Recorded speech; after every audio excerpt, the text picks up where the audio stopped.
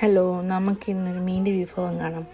അതിന് കൊച്ചുള്ളി, മുളക്, ഇഞ്ചി, വെളുത്തുള്ളി ഇതെല്ലാം അരിഞ്ഞു വെച്ചു. പിന്നെ പുളി വെള്ളത്തിലിട്ട് കുമ്പളങ്ങ അരിഞ്ഞു വെച്ചു. പിന്നെ നമ്മൾ എയർ ഫ്രയറിൽ ജസ്റ്റ് അയില ഒന്ന് ചെറുതായിട്ടൊന്ന് ചൂടാക്കി. അപ്പോൾ അത് പൊടിയത്തില്ല. അപ്പോൾ അതിന് വേണ്ടി ഒത്തിരി എണ്ണയും ഇതാവത്തില്ല.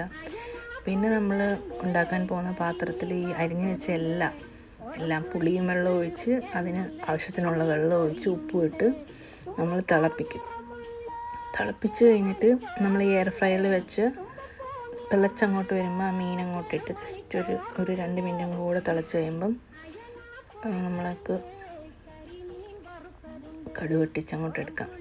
ഇതെന്താ പറയുക, സൂപ്പുമല്ല മീൻകറിയല്ല, എന്താ പറയുക, രണ്ടും അല്ല, എന്താ പറയുക, എന്നാൽ നല്ല ടേസ്റ്റാണ്. സൂപ്പാണെന്ന് എനിക്ക് ഫീൽ ചെയ്തത്. നമുക്കിങ്ങനെ നല്ല ടേസ്റ്റ്. എനിക്കിതിപ്പം ഇത് കാണുമ്പോൾ എനിക്ക് പിന്നെയും കൊതി വരിക.